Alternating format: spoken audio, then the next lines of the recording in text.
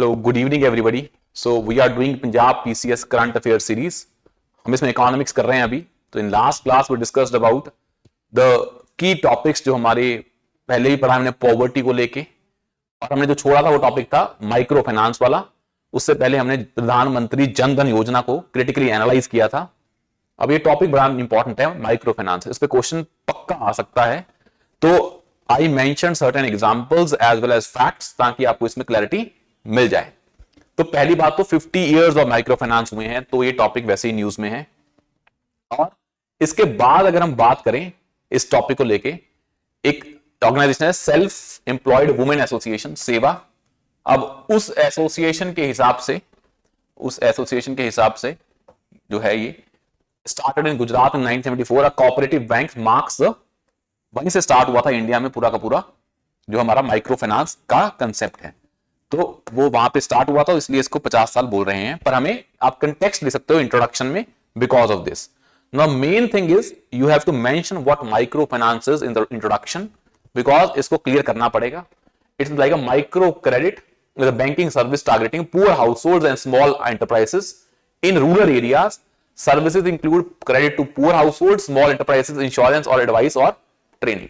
तो it covers the spectrum of financial services and especially for rural areas and जो हमारे poor households हैं। But उससे ज्यादा इंपॉर्टेंट चीज है कि significance of micro finance in India, कि why we need micro finance in India. उसके लिए इंपॉर्टेंट चीज है कि first is for poverty alleviation. आपको पहले बताया था the poverty is mostly in rural areas, and in rural areas the main जो हमारा ऑक्यूपेशन है वो एग्रीकल्चर है। और उसी के लिए जो नाबार्ड है, नेशनल बैंक फॉर जो हमारा रूरल डेवलपमेंट के लिए एसएचजी बैंक लिंकेज प्रोग्राम आया, and that SHG bank linkage is nothing but a micro finance where a couple of people come with the same motive और same background so that they can collectively take a loan from the bank because individual person cannot take it because of the social obligation and all. तो उसके कारण now India में we have 144 lakh SHGs and it is important because इससे poverty alleviation होगी। और सेवा का जो आइडिया था वही था ये कि हमें पॉवर्टी एलिविएट करनी है। एक आती है एंटरप्रेन्योरशिप प्रमोशन। भाई 46% of micro finance loans are provided to families having monthly income less than 20,000 for working capital for income generating activities and assets. तो entrepreneurship you need working capital and working capital is provided under micro finance. And in India यहां fact बड़ा important है, 46% of micro finance is going for those families जहां की income कितनी है, इतनी कम है। और उसके बाद आती है एम्पावरमेंट ऑफ वुमेन, बिकॉज एसएचजीज हैं, दीज आर मोस्टली एसएचजीज आर मोस्टली फॉर जो हमें पता है फॉर वुमेन। तो empowerment of women is important aspect of it. तो इससे अच्छी चीज हो रही है कि एम्पावरमेंट ऑफ वुमेन हो रहा है। 88% ऑफ एसएचजीज आर वुमेन लेड। ये fact is very important. For example हमें पता है Kudumbashree model in Kerala is a biggest example जहां पे वुमेन का एम्पावरमेंट हुआ है, और empowerment in the terms of economic empowerment and then lead to social and economic empowerment। क्योंकि वहां से फिर क्या आती है, कॉन्फिडेंस बिल्डिंग होती है। तो उसके बाद आता है फाइनेंशियल इंक्लूजन। हमें पहले भी पढ़ा था जो माइक्रो फाइनेंस है ये ट्रेडिशनल बैंकिंग के गैप को फिल करता है। और फाइनेंशियल इंक्लूजन में जो सेक्टर्स पहले रह गए थे, जो लोग पहले रह गए थे, प्रधानमंत्री जन धन योजना भी एक तरीका है, पर much better one is micro finance. और हमें पता है 140 million families in financial fiscal year 2024. So this microfinance fills a gap left by traditional banks. Client of microfinance institutions had grown substantially. It shows in last 10 years more and more people becoming the part of formal banking system. जो हमारा informal sector से credit आता है, that was the biggest hurdle, उसको formalize किया जा रहा है।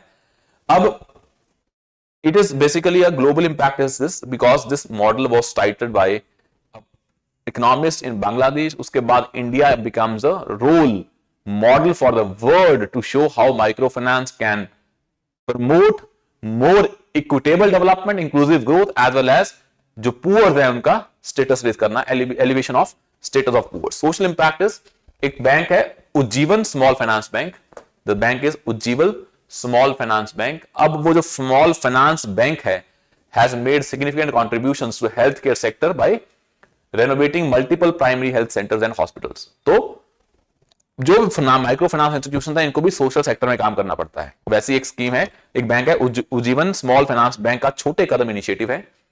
This initiative is basically to promote जो प्राइमरी हेल्थ केयर सेंटर्स हैं उनको प्रमोट कर रहे हैं, तो इससे सोशल इंपैक्ट भी बढ़ रहा है। अब आता है चैलेंजेस इन माइक्रो फाइनेंस। सबसे बड़ा क्या है? सबसे बड़ा है lack of collateral and risk of default. अब भाई माइक्रो फाइनेंस में कोलेक्टरल का कंसेप्ट नहीं है, it more works on the social, जो तुम्हारी क्या है रिस्पॉन्सिबिलिटी है। एसएचजी में वुमेन बिकॉज इकट्ठी हुई हैं, दे हैव टू पे देयर डेट बिकॉज, नहीं तो फिर सोशल क्या हो जाता है, क्रेडिबिलिटी कम हो जाती है। तो सोशल रिलेशंस ज्यादा फैक्टर इंपॉर्टेंट है रेदर देन कोलेक्टरल। तो पर इसमें बहुत ज्यादा क्या हो रहे हैं, एनपीएस हो रहे हैं। That is the biggest hurdle for the small finance bank. उनकी वैसे ही फाइनेंशियल हालत इतनी स्ट्रांग नहीं होती है। If that started happening then the whole structure of micro finance institutions will collapse. Sustainability of microfinance institutions, striking a balance between social impact and financial sustainability. How they will be able to ensure कि finances उनके खराब ना हो और साथ में social impact भी create हो जाए. It's like a things that are seems opposite to each other. That these banks are trying to do it, but to what extent they will be able to do it is a matter of future में देखते हैं क्या होता है उसको लेके. Regulatory gaps हैं. एक कमेटी थी Malagam Committee recommendation playing a crucial role in shaping the regulatory framework, especially regarding interest rate caps, borrower protection, but challenges persist. उनको था कि भाई रेट तुम फिक्स करो माइक्रो फाइनेंस पे। माइक्रो फाइनेंस की डेफिनेशन भी है, कितना लाख का लोन है, 2 लाख का है, कितने का है, अभी डेफिनेशन है 2 लाख की। कल को इसको बढ़ाया भी जा सकता है कि माइक्रो फाइनेंस किसको काउंट करेंगे और किसको काउंट ना करें। आया समझ में यहां तक? उसके बाद है बोरोवर प्रोटेक्शन। ऐसा ना हो तुम एक बार पैसा दे दिया, बाद में धक्के से उसको वापस ले रहे हैं through illegal means. Multiple regulator because these microfinance institutions are regulated by RBI, state governments, state cooperative societies. इतना ज्यादा regulation creates a lack of जो business friendly environment, तो उससे और impact पड़ता है।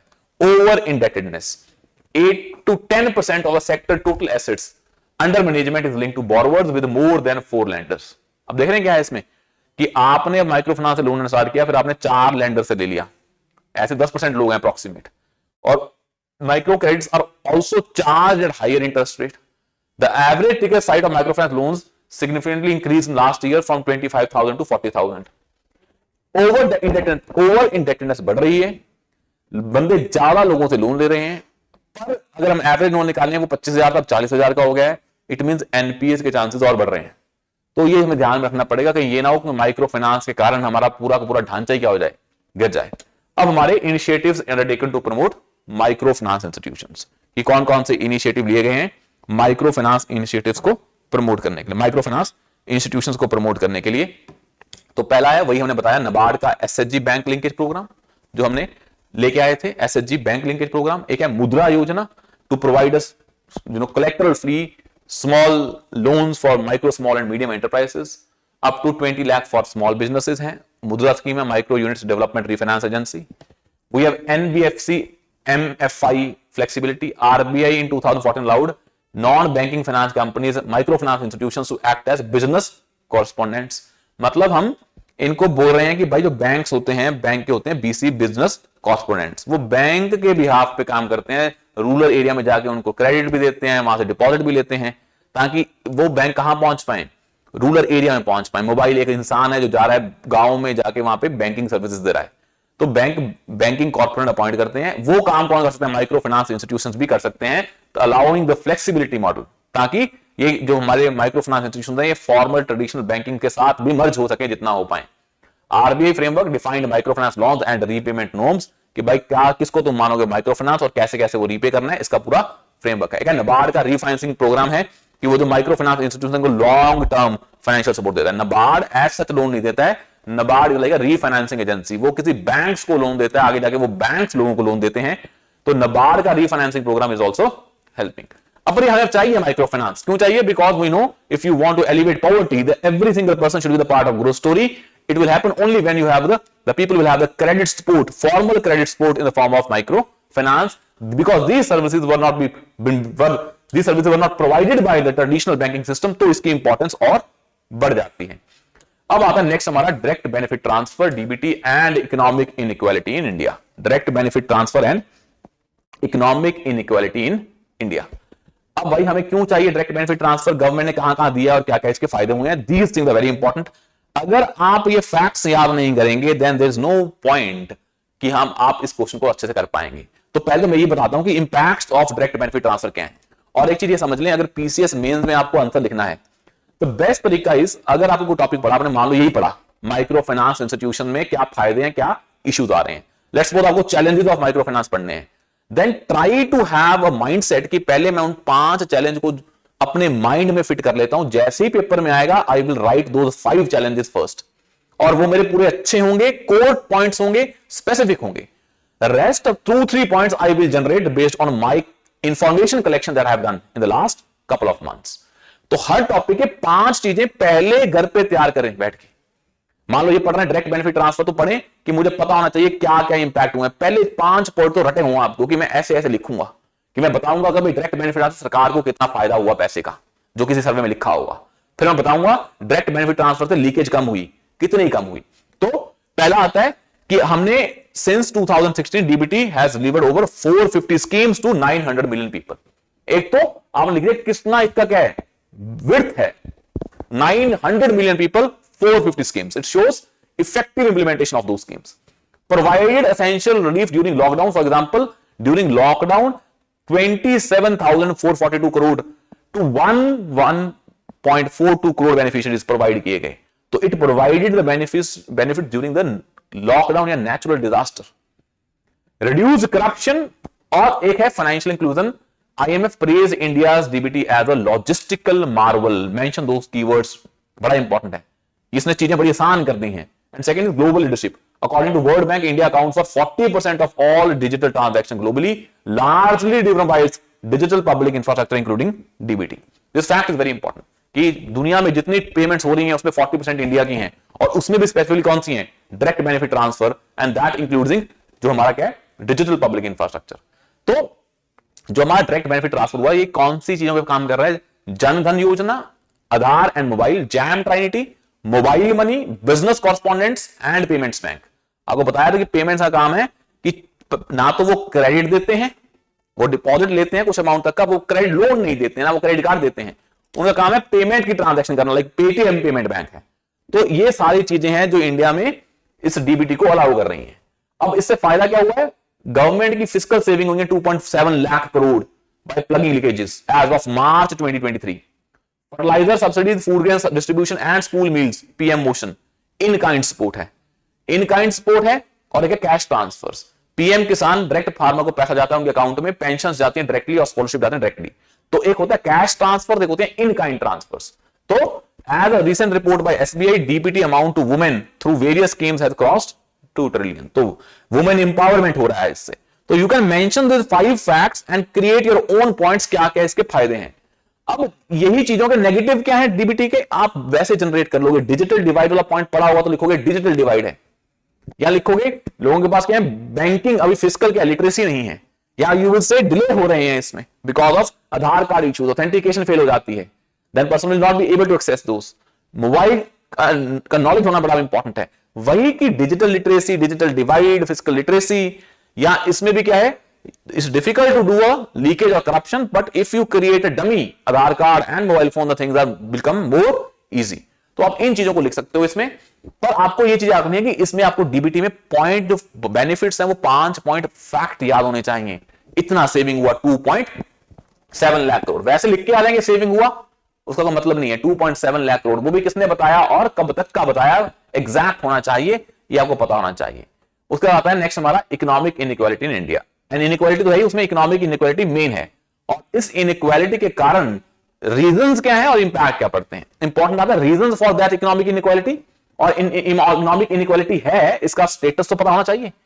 इफ इंट्रोडक्शन में आप ये लिखेंगे नहीं कि इंडिया में इनकम इनइक्वालिटी है, इकोनॉमिक इनइक्वालिटी है या वेल्थ इनइक्वालिटी है, तब तक ये पता नहीं लगेगा। इनकम इनइक्वालिटी के लिए हमने पहले भी पढ़ा था, वर्ल्ड इनइक्वालिटी लैब है, उसने बोला 1% of Indians owns 22.6% of income. Wealth में the top 5% of Indians own more than 60% of India's countries wealth. Rural urban divide में जो हमारा पर कैपिटा एक्सपेंडिचर है मंथली, रूरल में 4122 है और अर्बन में 6996 है। तो डिवाइड कहां पे, इनकम के लेवल पे, वेल्थ के लेवल पे, एरिया के लेवल पे, जेंडर के लेवल पे। जेंडर पे क्या आप देखें, Indian women earns ₹40 for every ₹100 earned by men. That is a global gender report 2024. तो आपने जेंडर के बेसिस पे दिखा दी इकोनॉमिक इनइक्वालिटी। अब बस ये ना देखें रिच और पुअर में बताएं, जेंडर के हिसाब से, एरिया के हिसाब से, वेल्थ इंकम के हिसाब से। नेक्स्ट इज जो हमारी इनइक्वालिटी कॉफिशिएंट होता है गिनी कॉफिशिएंट, उसमें आपने बताया कि इंडिया गिनी कॉफिशिएंट पहले कितना था 0.45, अब वो कितना हो गया है 0.48। यूएनडीपी का होता है ये इंडिकेटिंग अ वर्सनिंग इनकम डिस्ट्रीब्यूशन। जितना ज्यादा होता है ये नंबर उतना इनकम इनइक्वालिटी कम होती है, जितना कम होता है उतनी ज्यादा होती है, इनवर्सली प्रोपोर्शनल होता है, सॉरी डायरेक्टली प्रोपोर्शनल होता है। अब ये 0.45 से कितना बढ़ गया है 0.48। जितना कम होगा उतनी कम होगी, जितना ज्यादा होगा ज्यादा होती है। तो ये इंडिया में दिखा रहा है कि पहले अब कितना हो गया 0.48, पहले 0.545 था। जितना ये बढ़ रहा है गिनी कोएफिशिएंट उतनी इनकम इनइक्वालिटी बढ़ रही है। रीजंस फॉर राइजिंग, अब सबसे ज्यादा इंपॉर्टेंट चीज क्या है, reasons for the rise of inequality. पहली चीज है इंडिया की ग्रोथ स्टोरी क्या है, it is led by services sector not by the manufacturing sector, और इसीलिए जॉब्स नहीं है, अनएम्प्लॉयमेंट है। तो पहले आती है अनइवन इकोनॉमिक ग्रोथ।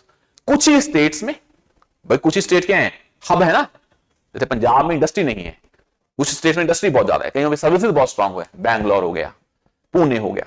तो कुछ ही सेक्टर्स में है, कुछ ही मतलब एरियाज में है, certain state and certain sectors benefited disproportionately services as well as, for example हम माने कि द स्टेट्स लाइक बेंगलुरु या सिटी लाइक बेंगलुरु या पुणे, तो वो वहां पे है। कोविड पैंडेमिक के बाद वेल्थ की जो बॉटम 50% की वेल्थ क्या हो गई, कम हो गई है, बिकॉज उस टाइम पे इनकम नहीं थी, तो वेल्थ को उन्हें वेल्थ से ही पैसा खर्च करना पड़ा, ना कि इनकम से। टैक्स सिस्टम देखेंगे, corporate tax reduce to 22%, while excise duty and GST were significantly increased। मतलब इनडायरेक्ट टैक्स बढ़ रहे हैं, डायरेक्ट टैक्स कम हो रहे हैं। And indirect taxes are basically regressive होते हैं, और जो डायरेक्ट टैक्स होते हैं वो प्रोग्रेसिव होते हैं। तो रिग्रेसिव मतलब इन दैट सेंस कि लोगों पे पुअर पे ज्यादा इंपैक्ट पड़ता है, क्योंकि इनडायरेक्ट टैक्स तो अंबानी जी को भी सेम टैक्स देना है टूथपेस्ट पे, आपको भी सेम देना है, बट आपकी इनकम कम है तो इंपैक्ट आप पे ज्यादा पड़ेगा। आपकी वेल्थ का ज्यादा परसेंटेज या इनकम का ज्यादा परसेंटेज आएगा, उनकी इनकम वेल्थ का कुछ परसेंटेज जा ही नहीं पाएगा, क्योंकि इनकम वेल्थ बहुत ही ज्यादा है। तो लैक ऑफ क्वालिटी एजुकेशन, क्योंकि भाई तुम आप देखें ना, इनकम इक्वालिटी तभी होती है जब क्वालिटी एजुकेशन नहीं मिल पाएगी। तो you mention about formal skilling in India, है ही इतनी, तो क्या करेंगे, अगर वो स्किलिंग फॉर्मल है ही नहीं है तो इनकम ही नहीं है, तो इनकम इनइक्वालिटी अपने बढ़ गई है। The world banks India development update highlighted that inequality remains a significant challenge. तो हमें क्या स्टेप लेने पाएंगे, अब इसके लिए सारे स्टेप जो गवर्नमेंट ले रही है वही क्या स्टेप लेने चाहिए, अच्छी हेल्थ, अच्छी एजुकेशन, आयुष्मान भारत, या जो हमारी यूनिवर्सल बेसिक इनकम है, पीएम किसान समृद्धि है, या तो पैसा दें लोगों को, या पैसा करने के लिए कुछ ऐसा करें जिससे पैसा जनरेट कर पाए। कैपेसिटी बिल्डिंग की अप्रोच है, जिसमें आप, या फिर आप कहें there are some welfare schemes in the form of food also, PM पोषण स्कीम है। तो every single thing that has been done by the government in last years, सब कुछ वो पॉवर्टी एलिवेशन या इनकम इनइक्वालिटी या इकोनॉमिक इनइक्वालिटी को दूर करने के लिए है। अब आता है regional disparity in development. Regional disparity, ये बड़ा इंपॉर्टेंट टॉपिक है कि रीजन वाइज डिस्पैरिटी है, उसका क्या करें। तो एक वर्किंग पेपर आया था, relative economic performance of Indian states, 1960 से लेकर 2024 तक का इकोनॉमिक एडवाइजरी काउंसिल है, उसने दिया किसको, prime minister highlights the uneven growth across states. तो कंटेक्स्ट ये है कि अभी ये ऐसा स्टडी चल रही है, क्योंकि जब अनइवन स्टेट में डिस्ट्रीब्यूशन होगी तो इक्वल डिस्ट्रीब्यूशन नहीं हुई है, तो कुछ एरियाज डेवलप होंगे, कुछ रह जाएंगे। फिर रिलेटिव डेप्रिवेशन का आइडिया आता है, फिर आता है कि प्राइवेट सेक्टर में जॉब हमारे लोगों को दो, ताकि फिर जब जॉब्स है ही नहीं किसी स्टेट में तो वो जॉब्स को सिक्योर करेंगे अपने जो वहां के डोमिसाइल रेजिडेंट्स हैं। तो उस बेसिस पे ये सारी प्रॉब्लम आएंगी, यहाँ son of the soil concept आएगा, या दोनों जो स्टेट्स के बीच में क्या होगी, थोड़ी टेंशन बढ़ेगी अगर अनइक्वल डेवलपमेंट हुई। की ट्रेंड्स देख लें किसी स्टेट में, पहला है सबसे बड़ा बेटर परफॉर्म, ये बड़ा इंपॉर्टेंट है कि कौन कौन सी स्टेट्स ज्यादा ग्रो कर रही हैं, कौन कौन सी स्टेट्स कम ग्रो कर रही हैं, दिस इज वेरी इंपॉर्टेंट। तो इसमें की ट्रेंड्स क्या है इसको देखते हैं पहले, फिर हम आगे बढ़ेंगे। अब की ट्रेंड्स में पहला देखें, western and southern regions outperforming, western and southern regions outperforming. ये देखें, western and southern regions outperforming, for example Delhi, Telangana, Karnataka, highest per capita income, the Delhi per capita income is 250% of the national average. क्योंकि जो areas हैं या urban area like engine of growth, कुछ ही urban area कर पा रहे हैं, बाकी नहीं कर पा रहे हैं। पंजाब में कुछ ऐसा इंडस्ट्रियल हब नहीं है, जो था वो भी डिस्ट्रॉय हो रहा है, जो स्पोर्ट्स इंडस्ट्री थी, तो चीजें इंपैक्ट हो रही हैं। तो उसी कारण आता है कि dominance of southern states in GDP, Karnataka, Andhra Pradesh, Telangana, Kerala and Tamil Nadu account for India 30% of GDP. States कम है, जीडीपी कंट्रीब्यूशन 30% है। और यहीं से टैक्स जाता है वो कहां जाता है सारा, जो हमारी बीमारू स्टेट्स हैं, बिहार उत्तर प्रदेश वाली। Better performance of maritime states, West Bengal को छोड़ के बाकी मैरीटाइम स्टेट्स ने because of the logistic sector बड़ा पैसा कमाया है। Eastern states remain a concern, West Bengal relative economic performance, while Bihar position as stabilized in last 2 decades, it still lags behind other states. Reason is simple, क्योंकि इन areas में जो human capital है वो इतनी स्ट्रांग नहीं है। वाइडनिंग इंटरस्टेट डिस्पैरिटी, द पर capita income between the richest and poor states has almost doubled in last 15 years, while the richest states growing 3-4 times faster than poor states. तो दोनों में gap 15 गुना हो गया है। तो मान लो कोई एक्स स्टेट है बहुत ही रिच है और वाई सबसे पुअर है, दोनों में गैप बहुत बढ़ रहा है। This is not good for a nation, because इससे क्या आती है रिलेटिव डेप्रिवेशन, और बहुत सारे चांसेस होते हैं कि एंगर या गुस्सा आएगा, बिकॉज इंसान रिलेटिव डेप्रिवेशन ही देखता है रेदर देन एब्सोल्यूट वन। अब ये हो गया हमारा ये वाला। अब आता है factors responsible for regional disparity. अब इसको लिखने के लिए आप कुछ भी लिख देना, आपको पहले पता है कि बहुत सारे फैक्टर्स हैं। फॉर एग्जांपल भाई, जैसे फॉर एग्जांपल जो हमारी स्टेट्स हैं झारखंड, बिहार, ये सारी स्टेट्स, वेस्ट बंगाल, यहाँ पे लेफ्ट विंग एक्सट्रीमिज्म है। वहां पे जो लेफ्ट नक्सलिज्म है वो स्टेबिलिटी नहीं आने देता है, उससे इंडस्ट्री नहीं आती है, रिसोर्सेज का यूज नहीं हो पाता है। तो पहला आता है जहां पे पॉलिटिकल इंस्टेबिलिटी है, यहाँ पे जो हमारी वैसे ही कोई वेस्ट जैसे लेफ्ट विंग एक्सट्रीमिज्म है, सिक्योरिटी इश्यूज हैं, कई एरियाज हैं difficult terrain, north eastern states में जाना ही बड़ा, लॉजिस्टिक सेक्टर बड़ा मुश्किल है। तभी हमने कालाधन मल्टी मॉडल प्रोजेक्ट बनाया। सिलीगुड़ी कॉरिडोर से जाना बड़ा मुश्किल है चिकन नेक से, तो there are geographical disadvantages, difficult terrain, for example northeastern states, and adverse climates like frequent floods in Bihar and Assam slows down development. या कुछ भाई हिस्टोरिकली आप देखेंगे कुछ सिटीज में, for example Kolkata, Bombay and Chennai, Britishers ने बहुत ज्यादा पहले ही फिजिकल इंफ्रास्ट्रक्चर बनाया था, तो उनको एक्स्ट्रा एडवांटेज थी। Dominance of primary economic activities, infrastructure deficit limits growth of in underdeveloped region. For example Punjab में भी मैन्युफैक्चरिंग ग्रो नहीं हुआ। States are also responsible. The policies of a state, for example, southern states focus on human development. They are states because they have a strong logistics sector. Madhya Pradesh में बड़ा strong है, centre पे है India के, तो वहां से बड़ा पैसा आता है लॉजिस्टिक्स से। तो उस सेंस में ज्योग्राफी कहाँ पे है, हिस्ट्री क्या है, गवर्नमेंट की पॉलिसीज क्या है, सिक्योरिटी इश्यूज क्या है, सारी चीजें बड़ी इंपॉर्टेंट हैं। या रिसोर्सेज की कमी है, कई जगह स्टेट्स में रिसोर्सेज ही नहीं है, कई रिसोर्स रिच हैं तो उनको वैसे ही क्या है वरदान मिला है। तो इस सेंस में you can mention all the factors, not 4 factor, बहुत सारे factor, but you have to write the examples साथ by साथ. If you're saying the historical disadvantage, so mention that कि these sectors, these states have not been benefited by the Britishers. Certain states were the focus of Britishers, वहां पर उनको strong infrastructure मिला। Universities हर state में strong नहीं है, AIIMS हर state में नहीं है, हर district में नहीं है। तो कहने का मतलब एम्स भी जहां पे ज्यादा है वहां पे हेल्थ अच्छी है, वहां पे एजुकेशन अच्छी है, सर्विसेज अच्छी हैं, तो उससे वैसे ही क्या होता है वो एरियाज ग्रो करते हैं। एक आ रहा है इंप्लीकेशंस ऑफ, या गवर्नमेंट की पॉलिसीज होती हैं, आपने क्या टैक्स इंसेंटिव्स दे दिए, या गवर्नमेंट ने गवर्नेंस रिफॉर्म किए, यहाँ पे इंडस्ट्री का निशान है, कॉम्पिटिटिव फेडरलिज्म होता है ना, तो स्टेट कंपीट करते हैं कि एफडीआई मेरे स्टेट में आए, because if the state policy is very cumbersome for the FDI, तो वो नहीं आ पाएगी। अगर बहुत ही ईजी है तो ईजी फ्रेंडली है, बिजनेस फ्रेंडली, तो वहां पे एफडीआई आएगी। तो गवर्नमेंट पॉलिसीज पे डिपेंड करता है बहुत ज्यादा। इंप्लीकेशंस ऑफ रीजनल डिस्पैरिटी, इसके कारण होता क्या क्या है, तो पहला आता है सिक्योरिटी थ्रेट्स। भाई सिक्योरिटी थ्रेट्स के कारण क्या होती है रीजनल डिस्पैरिटी, और रीजनल डिस्पैरिटी के कारण क्या होती है सिक्योरिटी थ्रेट, बिकॉज वहां के स्टेट्स में डेवलपमेंट नहीं हुई, वहां से और क्या बढ़ता है नक्सलिज्म का और बढ़ता है, बिकॉज ऑफ डेवलपमेंटल डेफिसिट। उनको रहता है कि स्टेट यहाँ काम नहीं कर रही है, पर करने कौन नहीं दे रहे हैं, वो खुद ही नहीं करने दे रहे हैं। Political fragmentation, for example creation of Telangana state, क्योंकि फिर डिमांड हो जाती है ना, कोई बड़ी स्टेट होती है उसका कुछ एरिया निगलेक्ट रह जाता है, फिर डिमांड आती है हमें अलग कर दो ना कि हम अपने एरिया पे फोकस कर पाए। विदर्भ रीजन महाराष्ट्र में, बोडोलैंड असम, ये डिमांड आती है किसकी, जो आइडिया ऑफ रीजनलाइजेशन, वो आपको पहले बताया था। माइग्रेशन फॉर बेटर लाइवलीहुड, बहुत ज्यादा माइग्रेशन होगी, यूपी बिहार से सारे लोग कहां जाते हैं, दिल्ली पंजाब, और ये माइग्रेशन हो रही है because certain areas are developed and certain are not. वहां पे जहां जाते हैं वहां पे क्या होती है ओवर अर्बनाइजेशन, वहां पे अर्बनाइजेशन में प्रॉब्लम आ रही है।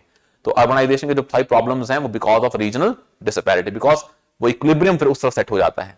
Reinforcing imbalance, prosperous states attract more investment, for example cities like Chennai and Bangalore grow more faster than other। और जो रिच हैं, जो पुअर हैं, रिच और अमीर हो रहे हैं और पुअर और गरीब हो रहे हैं, because now the rich will have extra advantage in the economy. और सेम है environmental impact, concentrated industrial development causes air water and noise pollution, for example pollution in Delhi, तो वहां पे एनवायरमेंटल इंपैक्ट हो रहा है। Now we head to regional disparity, वही एक होता ना एक भारत श्रेष्ठ भारत, या नॉर्थ ईस्ट की स्कीम आई थी, हमने पढ़ी थी पिछली 2 क्लासेस से पहले, that is basically regional disparity कम की जाए। परफॉर्मेंस बेस्ड फंडिंग हो कि भाई आप उन्हीं स्टेट को पैसा दोगे जो परफॉर्म कर रहे हैं, not giving to those are not performing under finance commission. Tailored approaches हैं भाई, आप जैसे होता है गवर्नमेंट स्कीम है, हिली एरिया के लिए ज्यादा देती है सेंटर, प्लेन एरिया के लिए कम देती है। Increase focus on program such as hilly area development and drought prone area development with targets. उन एरिया पे ज्यादा फोकस करो जिसमें पहले क्या है, नेचुरल वल्नरेबिलिटीज ज्यादा है। Strengthening of good governance and backward states because good governance will ensure कि benefits are reaching to the people, DD, और उससे क्या होगा, गवर्नमेंट के पैसे का सदुपयोग होगा, and then there will be human capital development in those regions. Focus वो करना पड़ेगा। एस्पिरेशन डिस्ट्रिक्ट प्रोग्राम बनाए, नीति आयोग को बोले कि जो डिस्ट्रिक्ट बिल्कुल ही ग्रो नहीं कर पाए, जिनका पोटेंशियल बहुत ज्यादा है, उन पे स्टेट एक्स्ट्रा फोकस करे। It's also principle of equality, the equal should be treated equally and unequals unequally.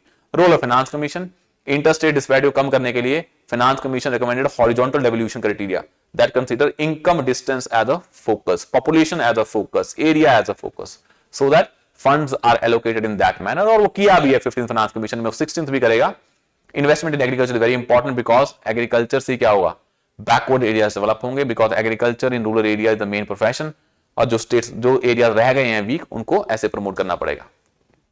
Next is balanced infrastructure development, improving infrastructure in underdeveloped states the key to boosting power, transport and telecom and irrigation, तभी वो develop कर पाएंगे। तो way ahead to reduce regional disparity, इसमें कुछ भी लिखते हैं, सारी गवर्नमेंट की स्कीम लिखते हैं, नॉर्थ ईस्ट के लिए जो स्कीम है वो है। रीजनल डिस्पैरिटी में ट्राइबल एरियाज के लिए अलग है, वैसे ही रीजन एरिया में कुछ स्टेट्स में इंडस्ट्रीज नहीं है, उनके लिए अलग है, मेक इन इंडिया स्कीम उनके लिए, कॉम्पिटिटिव फेडरलिज्म वाली उनके लिए है, तो फाइनेंस कमीशन उनके लिए, तो इकोनॉमिक एरिया में अलग है, गवर्नेंस में अलग है, सब कुछ एफर्ट्स लेने पड़ेंगे। एस्पिरेशनल डिस्ट्रिक्ट प्रोग्राम है वो भी यही है। अब आता है next very important thing is rural development, rural industrialization and technology in rural growth. Rural development, rural industrialization and technology in rural growth, ये बड़ा इंपॉर्टेंट टॉपिक है। इस पे पंजाब में because of agriculture and rural sector इस पे question बन सकता है। अब क्वेश्चन आता है रूरल इंडस्ट्रियलाइजेशन, रूरल इन नेशनल डेवलपमेंट क्या है, और क्यों रूरल एरियाज में इंडस्ट्री नहीं आती है, और कौन कौन से स्टेप लिए हैं, और फिर आता है role of technology in rural areas and government initiative for technology in rural areas. ये दोनों टॉपिक बड़े इंपॉर्टेंट हैं, इसको अच्छे से करते हैं। जो भी फैक्ट मिलेंगे try to note down those facts, और जब भी आए पेपर में तो फिर इसका यूज कर लेना। अब आता है रूरल इंडस्ट्रियलाइजेशन, रूरल इन नेशनल डेवलपमेंट। अब देखें, अगर रूरल एरिया डेवलप नहीं होंगे तब तक इंक्लूसिव ग्रोथ नहीं आएगी, तब तक रीजनल डिस्पैरिटी खत्म नहीं होगी, तब तक बैलेंस इंडस्ट्रियलाइजेशन नहीं आएगा, और तब तक एडिशनल और ऑफ सीजन एम्प्लॉयमेंट जो है, वो जो इशू होता है कि भाई एम्प्लॉयमेंट जो है आपकी सीजनल है, वो खत्म नहीं होगी। Crucial for growth of rural economy, और जब तक रूरल इंडस्ट्रियलाइजेशन नहीं होगा, एग्रीकल्चर पे डिपेंड रहेगा, एग्रीकल्चर की अपनी ग्रोथ की लिमिटेशंस हैं। Then the rural areas to remove poverty has to shift to industrialization. तभी फूड प्रोसेसिंग इंडस्ट्री की बात होती है कि एफपीओ को food industry, food processing industry बनाने दो, ताकि एग्रीकल्चर सेक्टर की जो एग्रीकल्चर बेस्ड इंडस्ट्रीज हैं वो ग्रो हों, तभी क्या होगी, पॉवर्टी खत्म होगी, तभी इंक्लूसिव ग्रोथ आएगी, तभी वो एरिया डेवलप करेंगे। The rural non farm sector including cottage and village industry contribute significantly to GDP, estimated 30% in recent years। जो कॉटेज है या जो विलेज इंडस्ट्री है, और डाइवर्सिफिकेशन का बड़ा सही तरीका है इकोनॉमिक कंट्रीब्यूशन, इसको और बढ़ाएंगे तो इससे और बढ़ेगा। तो नॉन फार्म सेक्टर का फोकस होना चाहिए इन रूरल एरियाज, तभी एग्रीकल्चर को हम डिस्गाइज अनएम्प्लॉयमेंट से बचा पाएंगे। Major hurdles in rural industries. अब सबसे बड़ा हर्डल क्या है, इसको समझें। सबसे पहला हर्डल है competition for procuring raw material from urban industries. तो भाई रूरल एरियाज में लॉजिस्टिक का बड़ा प्रॉब्लम है, फिजिकल इंफ्रास्ट्रक्चर नहीं है। प्रधानमंत्री ग्राम सड़क योजना चल रही है, villages are not linked with national highways अच्छे से। क्रेडिट गैप है, a substantial portion of micro and small enterprises in rural area still face a credit gap of over 60%, limiting their growth potential and modernization efforts. तो ये बड़ा important है, credit gap है, lack of appropriate technology and inability to adoption, because वहां पे human capital नहीं है। तभी तो इंडिया में एग्रीकल्चर सेक्टर में टेक्नोलॉजी का ज्यादा इन्वॉल्वमेंट नहीं है, होना चाहिए, बिकॉज यूएसए में होता है, तो इंडिया का वैसे एग्रीकल्चर कॉम्पिटेटिव नहीं रहता है। The protection syndrome, where is item reserved for small scale industries were unable to compete with the, भाई हमें गवर्नमेंट क्या होती है, ड्वार्फिज्म होती है, micro small and medium enterprises हैं, इनको इतना प्रोटेक्शन दिया जाता है कि they do not want to go into the competition and then change their working. इनको प्रोटेक्शन दे के स्मॉल रखा गया है, जैसे ही ये बड़े होने की कोशिश करते हैं, the regulations are so high, the competition is so high, then they will not be able to survive. तो हमें उसे प्रोटेक्ट करके रखते हैं। The protection syndrome will not allow the industries to grow. 1990s में जब हमने अपनी इकोनॉमी खोली तभी इंडस्ट्री ग्रो की, उससे पहले तो बड़ी प्रोटेक्टेड थी वो, तो इतना एफर्ट भी नहीं कर रही थी ग्रो करने का।